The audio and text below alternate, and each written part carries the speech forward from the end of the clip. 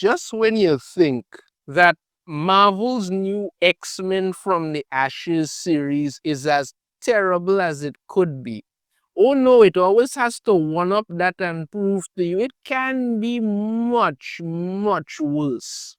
Because there is no stopping how colossally horrible this thing continues to be. Exceptional X-Men, I did a review of the first issue where you had Kitty Pryde encountering this black girl with pink hair who was desperately in need of her medication because that girl was going from hot to cold to happy to sad to whatever, like instantly. There was no stopping it, just the snap of our fingers was happening. It was a terrible, terrible comic. Well, we get to issue 3 and it does not get any better. In fact, it actually gets worse. Even the cover is ridiculous. You have Kitty Pryde and Emma Frost there at the square. I don't know, the art just looks terrible. They just look horrendously unattractive. It's really weird. While these 3 mutants are there cowering in fear, and there's the black with purple or pink, whatever kind of hair she have.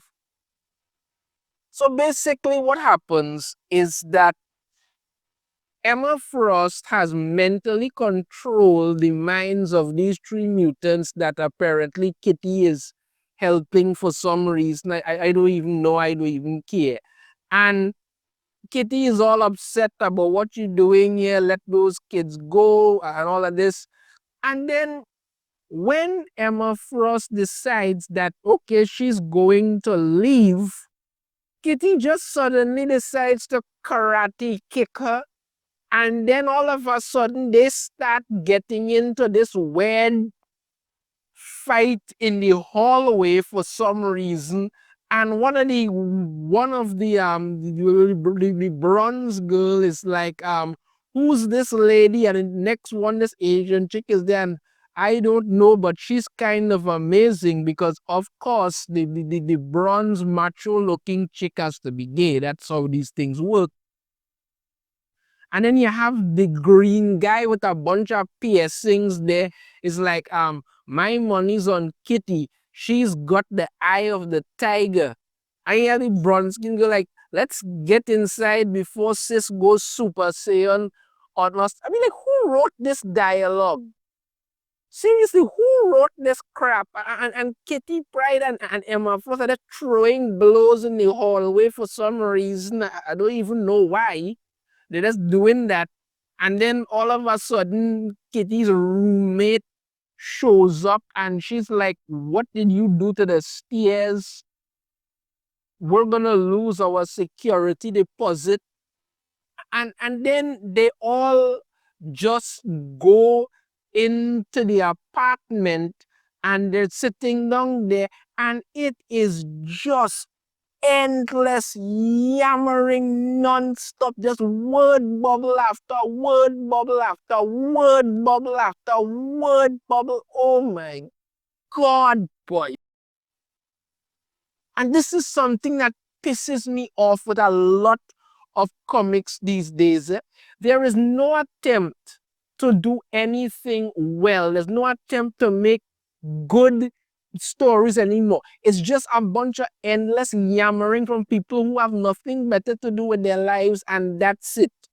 There was a time when writing comics was an art form. They told compelling, intriguing stories.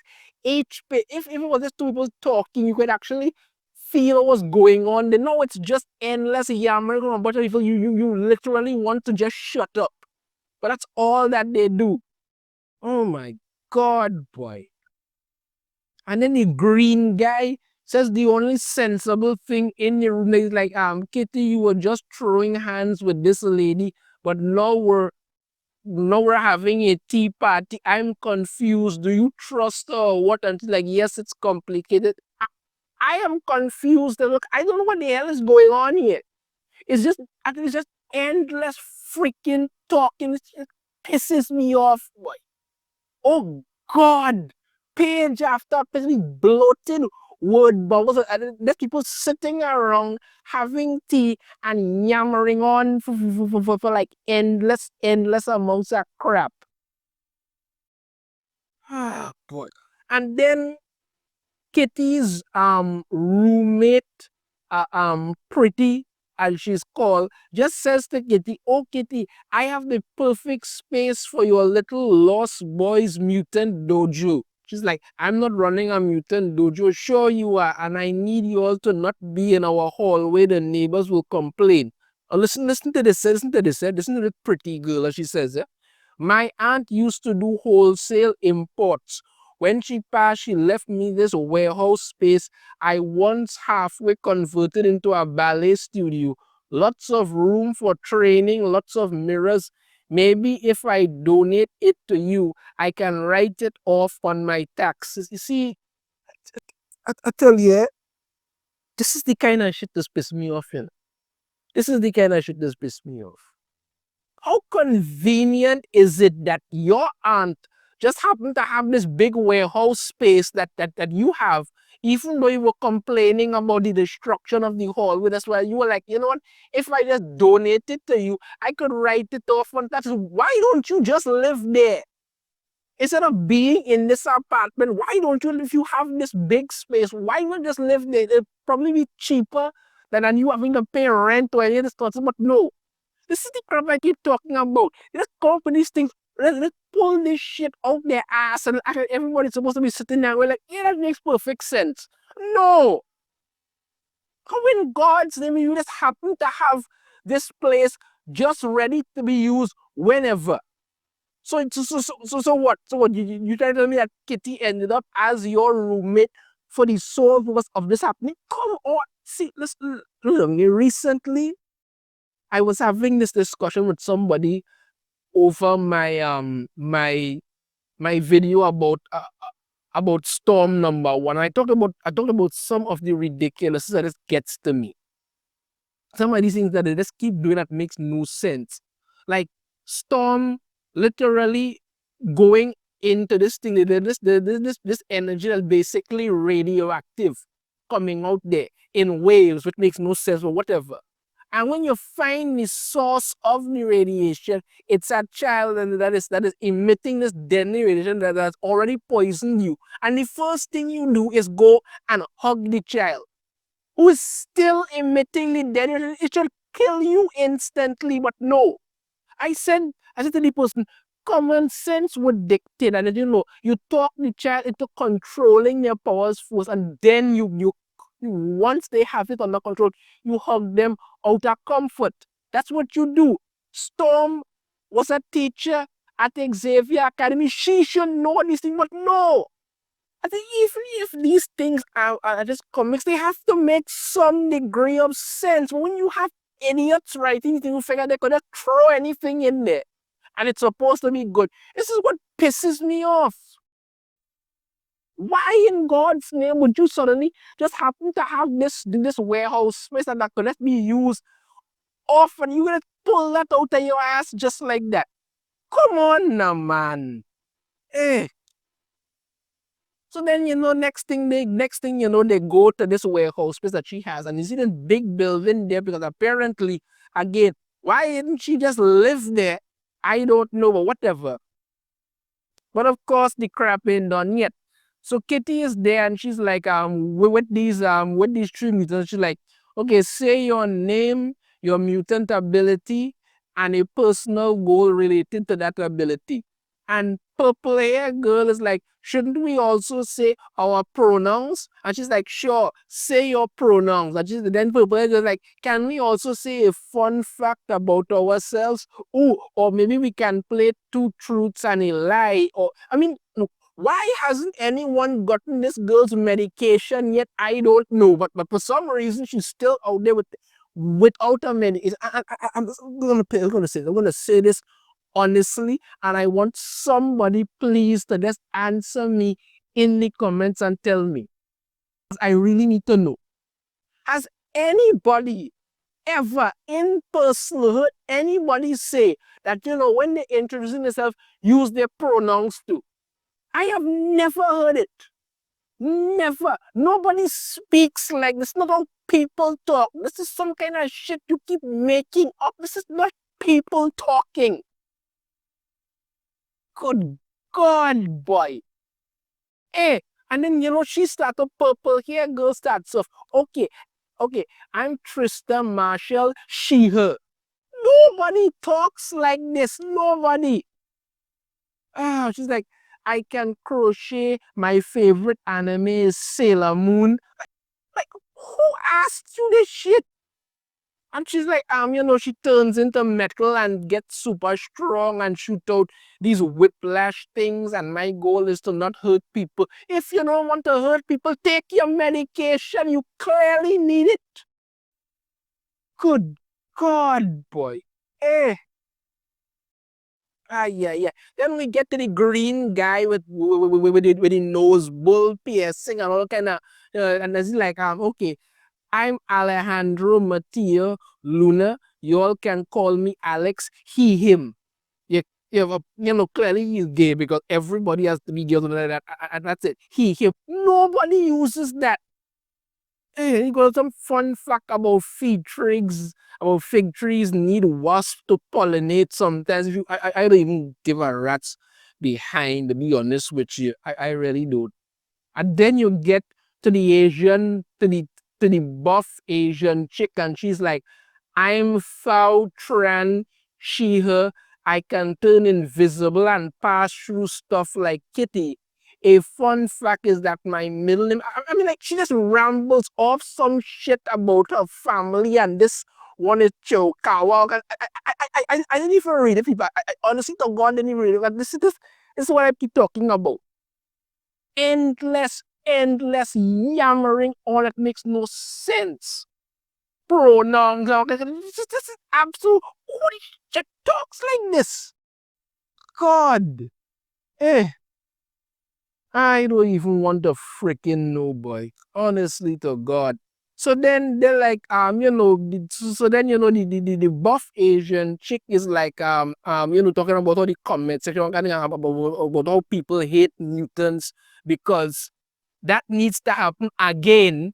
You understand me? They just did about, no, let's keep going back to that well of bad ideas. And she's like, what's our security protocol? Do we have code names? Because for some reason, she believes that having code names is somehow going to stop people from knowing exactly who you are or something like that. I mean like, what? Whatever. And then, of course, the purple haired chick who has not as yet been given her medication because apparently nobody wants to do that. It's like, funny you should mention that I may have taken a liberty. She literally has like a scrapbook or something, about coloring book, whatever the hell you want to call it. And she goes in and she's like, she's already come up with and drawn up pictures of them, and she's like, the buff Asian chick is melee. You always run head first into a fight, ready for action. And she's bronze. That's how I look when I change, and it sounds cool. And then Axo, like Axel, get it? They change color like you. So the green guy is Axo. Chick who needs a medication is bronze, and then the buff Asian chick is melee. And then green guys like these are perfect. No, they're not. They're horrible and stupid. That's what they are. And then she's like, and then buff Asian chick is, that settles it. We're ready to be heroes. Yes, you're ready to be heroes. No training, no common sense, no nothing, but just because the one chick who needs medication desperately drew up some doodles and gave you all names, that's all you need. Eh. And then Emma Frost shows up with costumes for them because that's a thing, and they put on the costumes some reason. And then you get to find out that she's talking, Emma Frost is talking with the green guy, and he tells her that that the buff Asian chick is about to knock something over. And so Emma Frost is like, you saw the future, and it's like, not exactly. I felt her get flustered and where those feelings could lead, like a chessboard a few moves ahead. And it's just more endless yammering with Kitty and the chick who still hasn't gotten her medication and all of this. And then because they've wasted page after page after page, that's filling it with endless dribble talk that nobody cared about. All of a sudden, they throw in some kind of weird looking goblin things that start attacking people, and Kitty's kicking some buff Asian chick jumps in because apparently she knows Aikido, and then suddenly she gets bitten on her leg.